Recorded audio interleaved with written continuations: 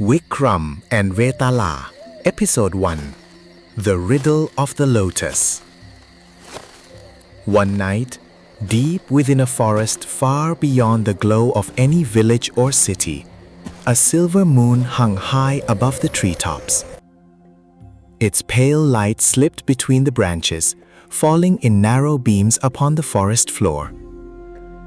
A gentle night wind stirred the leaves, making them whisper softly to one another, as though unseen creatures were sharing secrets in the dark. Along a narrow path through the woods, a lone traveler walked beneath the moonlight. He was King Vikram, a ruler renowned throughout the land for both his courage and his wisdom. Vikram had come to this forest at the request of an old sage named Shantishil. The sage had told him of a strange being hidden somewhere among these ancient trees. A creature that no ordinary man would dare approach. And according to Shantishil, only a king who feared neither darkness nor the supernatural could bring this creature back to him. Its name was Vetala. Vikram continued deeper into the forest. The farther he walked, the quieter the night became. Even the cries of the nocturnal animals slowly faded away. At last, he came upon an enormous ancient tree. Its trunk was twisted with age, and its long branches stretched beneath the moon like the arms of some sleeping giant. And hanging upside down from one of those branches was a small creature. It had large bat-like ears. Dark wings rested neatly against its back, and its wide eyes sparkled with unmistakable intelligence. When the creature saw Vikram, it smiled, revealing two tiny fangs. "At last," it said, "you finally made it, Your Majesty." Vikram looked up. "You knew I was coming?" Vetala gave a quiet laugh. "In this forest, secrets rarely remain secrets for very long." It released its feet from the branch, flipped gracefully through the air, and landed upon a rock in front of the king. "So," Vetala said, looking him up and down, "why has a king come all this way to find me?" "I have come to take you with me." Vetala blinked. Then it burst out laughing. "Take me with you?" It opened its wings slightly. "And you believe I will simply follow you?" Vikram said nothing. Instead, he reached into a small cloth pouch and removed a curious object. It was a small metal bracelet covered in ancient markings. Vetala's eyes immediately fixed upon it. "What is that?" "Nothing remarkable." Vetala tilted its head. "Nothing remarkable. Carried by a king into an enchanted forest in the middle of the night?" It hopped down from the rock and began circling Vikram. Curiosity was quickly overcoming its caution. "Let me see it." Vikram held out the bracelet. Vetala took it and turned it over in its hands. Once. Twice. I see nothing special about it." "Then surely you would not be afraid to wear it." Vetala stopped. Its eyes narrowed. "Are you challenging me?" "I merely assumed the great Vetala would have nothing to fear from such a tiny object." Vetala gave him a knowing smile. "A very simple trick." And yet, it slipped the bracelet onto its wrist. At once, the ancient markings began to glow with a soft golden light. Vetala froze. It pulled at the bracelet. Nothing happened. It tried again. The bracelet would not move. Slowly, Vetala looked up at the king.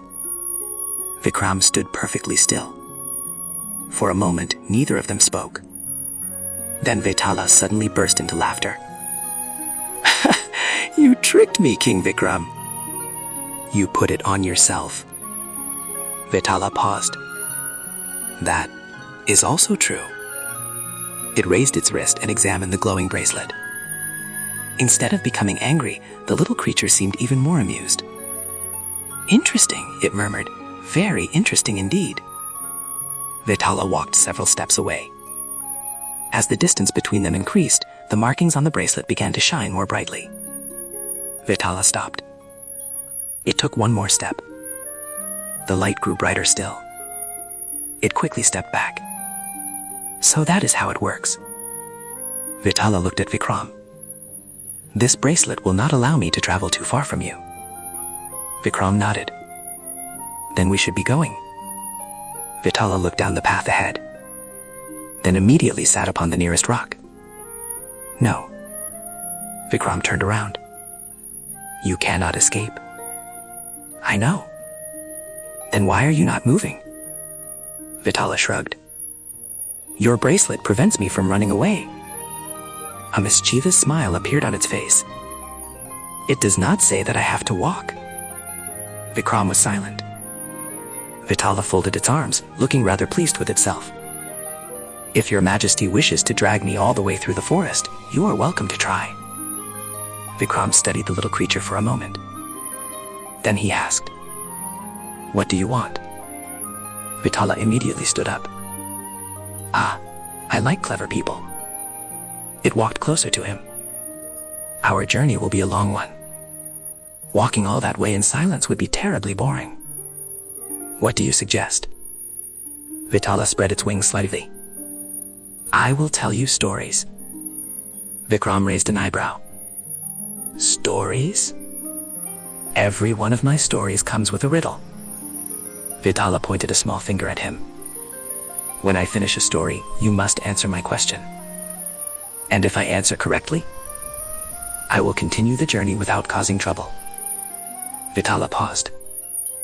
"At least for a little while." "And if I cannot answer?" Vetala smiled. "Well, we shall worry about that when the time comes." Vikram looked at Vetala. Then he turned toward the path ahead. "Agreed." Vetala leapt onto a low branch beside the trail. "Then listen carefully, King Vikram." And beneath the silver moon, with the night wind whispering through the trees, Vetala began its very first tale. Padmavati and the Riddle of the Lotus. Once upon a time, there was a prosperous kingdom ruled by a powerful king. The king had a son named Prince Vajramukut. Vajramukut was handsome, brave, and fond of adventure. His closest companion was the son of the king's chief minister, a young man known for his remarkable intelligence. One day, the two friends went hunting in a forest beyond the city.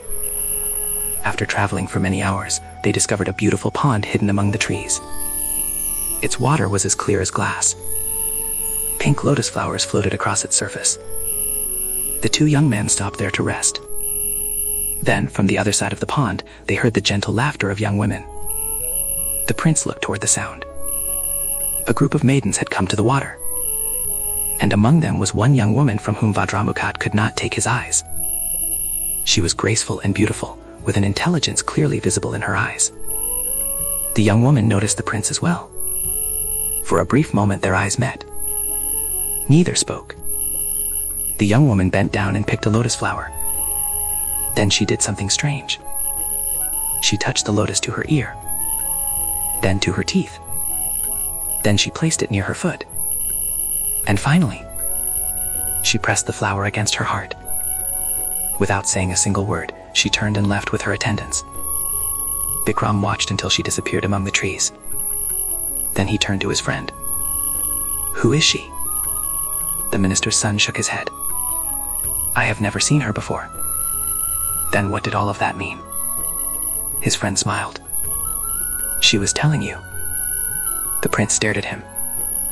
"Telling me?" "Yes." The minister's son explained that each gesture was part of a secret message. The lotus at her ear, the flower touching her teeth, the gesture toward her foot. Each contained a clue about her name, her family, and the city in which she lived. And when she finally held the lotus against her heart, that message was the easiest of all to understand. Her heart belonged to the prince. From those signs, the minister's son determined that the mysterious young woman was Padmavati, the daughter of a renowned dentist living in a distant city. Prince Vajramukut did not hesitate. Using the clues Padmavati had given them, the two friends began their journey. Eventually, they reached their city. But finding Padmavati was much easier than meeting her. Her family watched over her carefully, and the prince could hardly walk into their home and announce that he had followed their daughter from a forest pond. And so, the minister's son devised a plan. They found an elderly woman who had once cared for Padmavati when she was a child. They asked her to carry a message. The old woman agreed. She went to Padmavati and told her that the prince she had met beside the Lotus Pond had arrived in the city. But instead of showing happiness, Padmavati scolded the old woman in front of her servants. She touched the woman's cheek with fingers stained with colored dye and sent her away. The old woman returned in distress. "She was furious," she said. "She sent me away."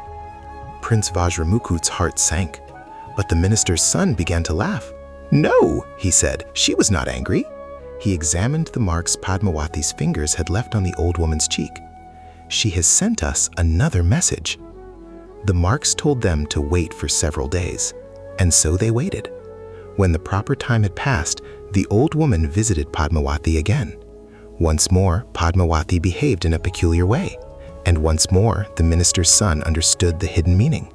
At last, following Padmavati's secret instructions, Prince Vajramukut was able. The king and Vetala continued beneath the moonlight. For a while, neither of them spoke. Then Vetala broke the silence. "King Vikram." Vikram looked toward him. Vetala was walking backward along the path in front of the king, its hands clasped behind its back. Several people in that story did wrong. Padmavati tried to harm the minister's son. The minister's son answered her with a trick of his own, and Prince Vajramukut allowed the situation to continue. Vetala stopped walking. Moonlight reflected in its large eyes. But in the end, Padmavati was the one driven from her home. It tilted its head. So here is my question. Of everyone involved in this tale, who bears the greatest responsibility for the injustice that befell Padmavati? The forest became quiet again. Only the wind moved through the treetops. Vikram walked several more steps without answering. Vetala did not hurry him. At last, the king spoke. "The king who passed judgment." Vetala raised an eyebrow. "Why?" Vikram answered calmly. "Ordinary people may be led astray by love, anger, fear, jealousy, or misunderstanding. But a ruler has a different responsibility."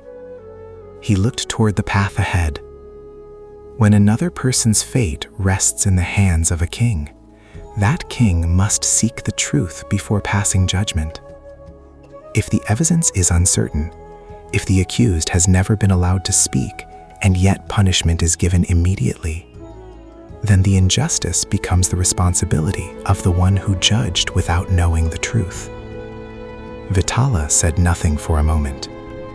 Then a small smile appeared at the corner of its mouth. "Well answered." It raised its wrist and looked at the magical bracelet. "It seems I must keep my promise tonight." Vikram glanced at him. "You mean you will walk without causing trouble?" "I said I would not cause trouble for a little while." Vetala spread its wings. "I never said I would walk." With a flap of its wings, it rose into the air and landed on a branch stretching over the path. Vikram shook his head and continued walking. Vetala hopped from branch to branch above him, following in unusually good spirits. Ahead of them, the road disappeared into the darkness. Neither of them knew what waited at the end of their journey. And every now and then, Vetala glanced down at the king as though considering something it had not yet chosen to reveal. For this was only the first tale. Vetala had many more stories to tell, and many more riddles to ask. Riddles that perhaps even the wisest king could not answer forever.